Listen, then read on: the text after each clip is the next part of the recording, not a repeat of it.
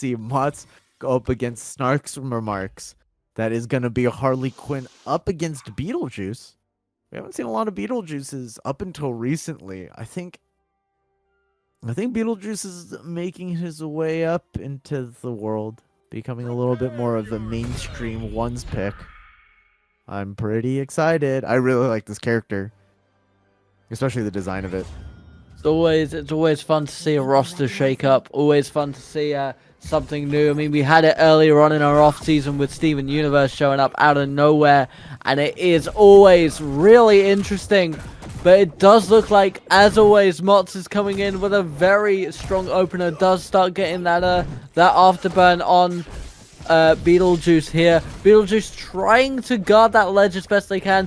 Beetlejuice very good at littering the field. We do see this with Harley as well. We see it with Shaggy.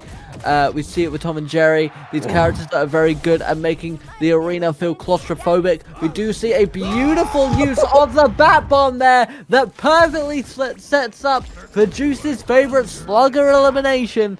And we do see Beetlejuice now trying to answer back, get an elimination of their own, but Motz was able to evade very, very nicely with a dodge and does get in underneath the stink bug. And once again, it is Motz all day, every day. There is the Bat Bomb detonation. There's the Ignite. We're going to see that afterburn chip damage as well. And another Bat Bomb thrown over the ledge, immediately attaching itself onto Beetlejuice. And we very nearly get a second elimination as well. You're not safe anywhere against Motz, as Motz is at 113, stalling a little bit using the Jack in the Box. As a Nair, as the hammer comes out, brings a little bit of funny, knocking out Beetlejuice. 2 stocks to nil at this point. Oh, but able to close out the first stock. Beetlejuice trying to set up some bomb shenanigans.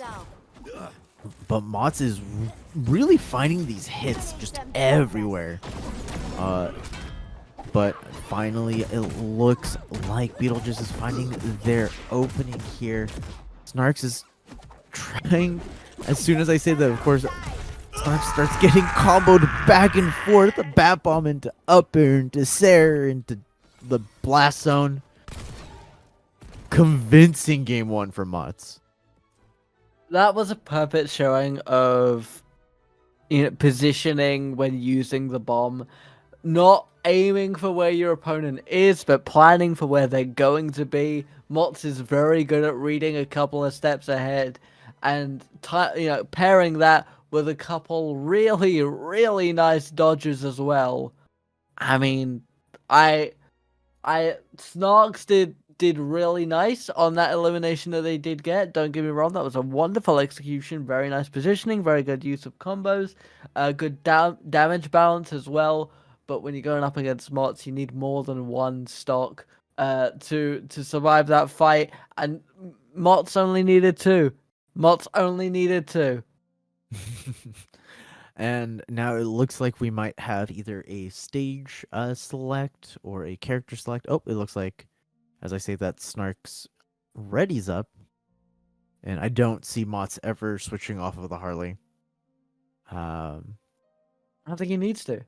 Yeah, I don't think they need to. It's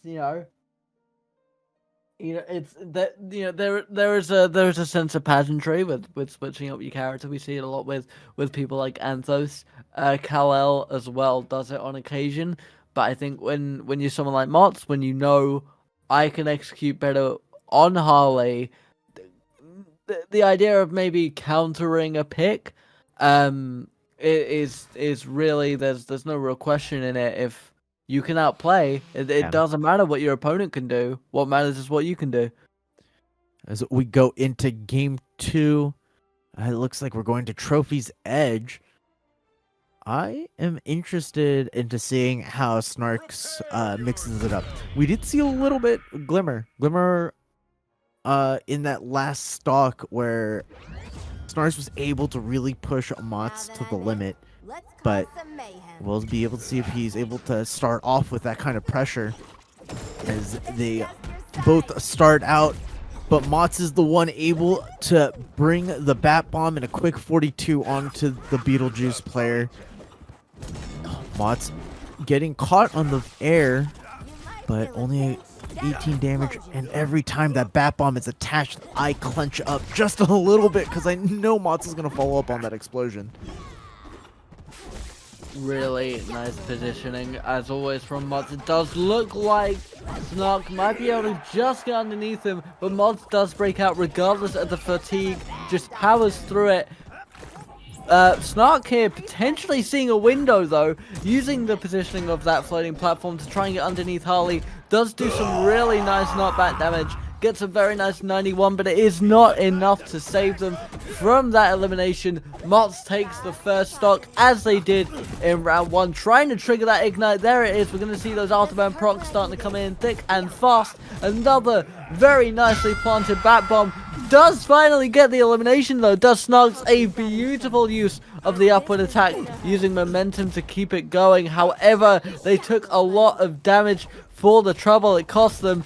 Desperately trying to avoid that bat bomb, still gets hit by the sort of AoE damage though, and gets caught by the elimination as well. Motz once again with the momentum on their side as another bomb is planted and another bat is swung. Yeah, honestly, Snarks is trying to use the bug to keep Harley away, but we just watch Motz just chase you down from heaven to hell, just anywhere you want to be. Motz is already there as a 92, 100 points of heat on Beetlejuice. But Snark's able to get something a little bit there, able to counter hit over and over again, and evening up the stock count.